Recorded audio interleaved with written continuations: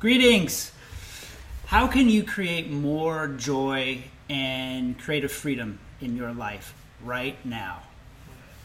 And I'm Monique Darling.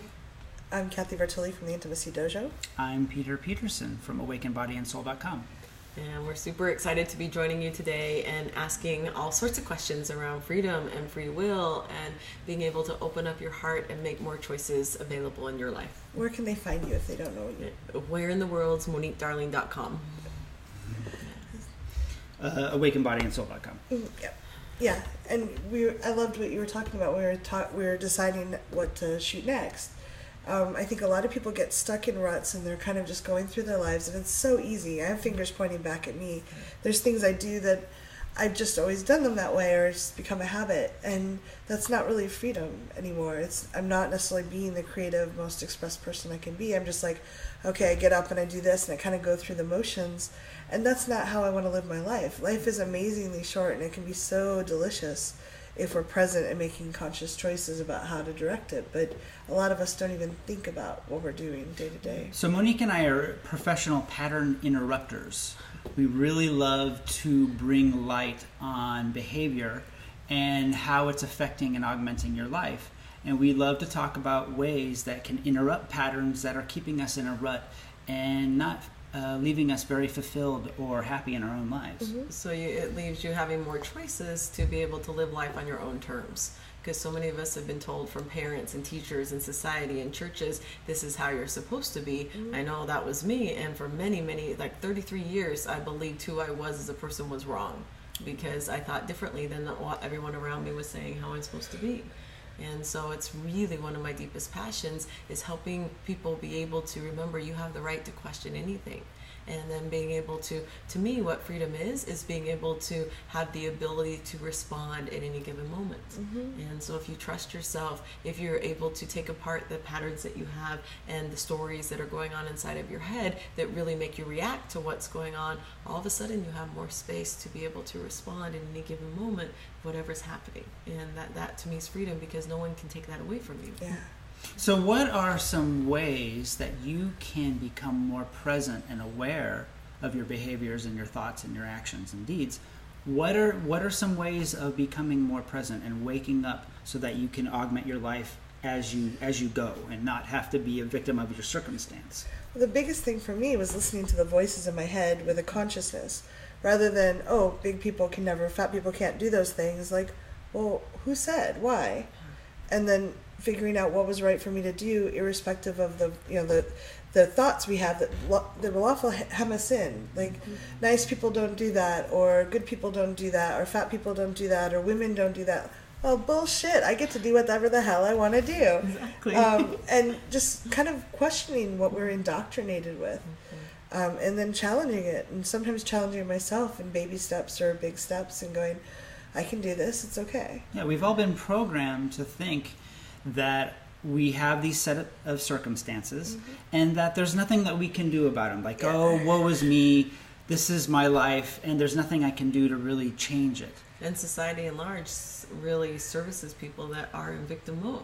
Like all of a sudden you get all this attention. You have when you're sick, everyone shows up at your door. Like there's all which is wonderful, but you don't want to have that be a crutch or something you grab onto. Look, speaking of crutches, what about the pharmaceutical companies that literally don't really take care of the problem? They just put a little Band-Aid or a mask on it and make you feel like that you're better, where really you're not. Or they invent, and I'm very grateful for many of the drugs that are out there, but like antibiotics and that sort of thing. But there's oftentimes they invent a drug, they find a drug that will do something, and they invent a cure or like an illness that you need to have, that you have, like whatever it is, like, oh, you have this thing, so you have to take this drug so you can make money. You have acid reflux, so you have to take this pill for the rest of your life. Mm-hmm. Really? That's, to me, it's another pattern or habit. Exactly. There you go. Right. So what do you do to create more awareness in your life? For me, then that started being able to recognize, like becoming aware of when I was out of my body. So if I would disconnect from my body, it was so much easier to be in habits or patterns or things that people told me. So the more that I'm able to connect inward, then it's really simple to be able to feel what feels good in this moment. And I really feel like time is the one thing that is so precious to all of us. Yeah. And so why do we fill our brain and our time with all these shoulds and have tos? And like, to me, again, that's the opposite of freedom. Yeah. And so if you can feel in your body, I don't want to be doing this, or I'm really enjoying this, then those are two completely different experiences, so that you can really be present with the people that you're with the experiences that you're having. And if you don't want to be there, stop. And whatever's happening inside of your brain saying, this is the way, you have to do this, it's being able to find the awareness, whether it's feeling inside of your body, whether it's listening to what's been trained into you. Yeah. It's finding that awareness of, I don't have to do anything. So what do I want to do? Yeah. I was on autopilot for a long time until I discovered a moving meditation called Qigong. And it woke me up to my awareness that I'm like, oh, wow, I can feel this amazing and alive and passionate anytime I want when I move my body in this certain way. So we offer different ways and tools on how to wake yourself up to each moment every single day. And it's our passion. Monique and I get to travel around the world and teach our passion of waking people up and giving people the eternal invitation, like, hey, I'm alive. I don't need to do the same thing over and over every single day. Well, and I'd love to get you guys on video doing some programs too, because I think there's a lot of people that don't live necessarily in areas where you are, but where you travel, or live near where I teach. And for me, the internet is such a blessing. And one of the reasons I love doing these videos is because when, like, how you grew up and how I grew up, I'm not sure about, but it was a very small community. And there was only really one way to do things, and you didn't have visibility or role models. And if we can learn from each other and even just know that's possible, it's like, it's the analogy I use is when I was in this camp one summer, and they gave us little the plastic coffee stirrers, and raw potatoes. And they're like, put the coffee stirrer through the potato. And we were all kind of trying to drill it through. And none of us were making a big mess. And someone came in and said, no, you just do this. And very confidently put it through. We immediately, all of us could do it because we'd seen one person do it.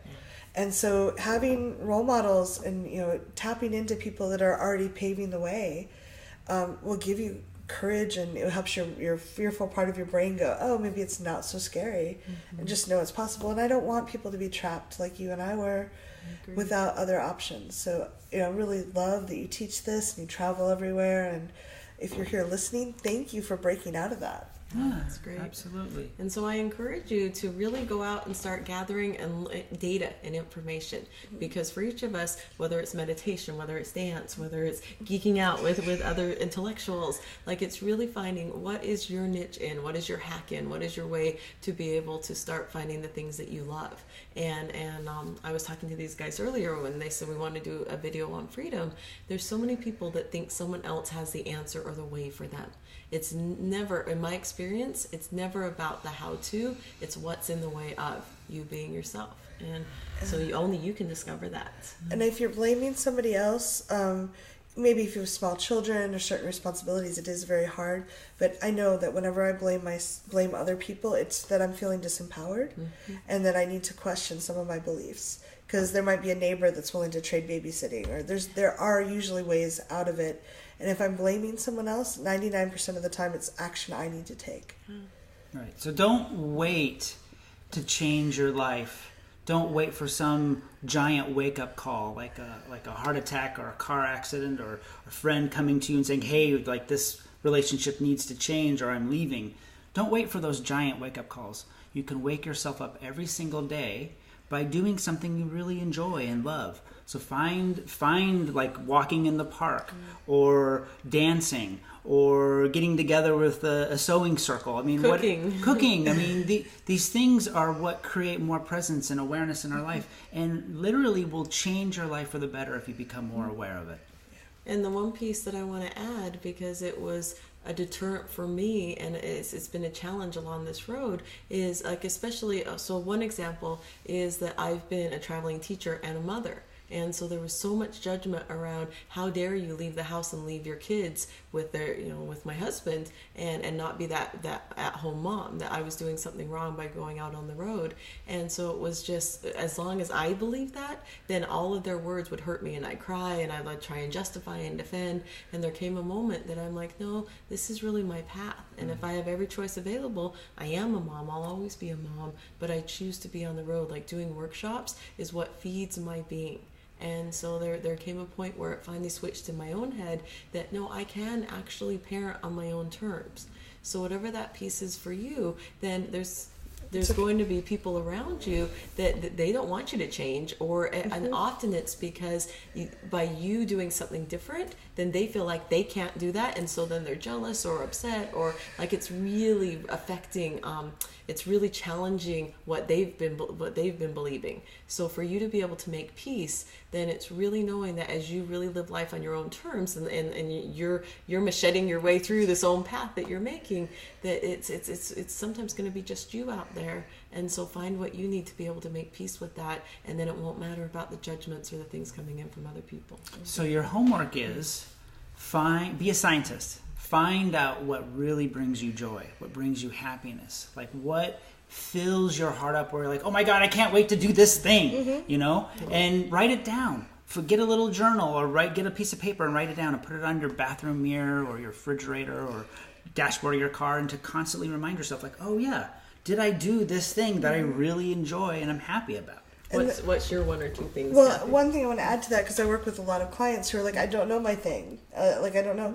Just start trying things, because like a GPS can't tell you which way to go until you start moving. Mm-hmm. If you go and you're like, I hate that thing. Okay, don't do that. Do something else. But kind of tune in. Mind. Yeah, you get to change your mind. But like, go to one meetup and go, oh, I didn't like that, but I like this aspect of it. That's such a great idea. You never really know what you like until you know what you don't like. Yeah. So just try stuff, be experimental and be an explorer. Yeah, you get to constantly tune in and fine tune it and get closer and closer to who you are. Absolutely. Yeah. So. Good. So thanks for joining us today, and go out and find, what are your passions? What does your way look like? Because that's what the world needs more of. Yeah. It's each of us doing our own.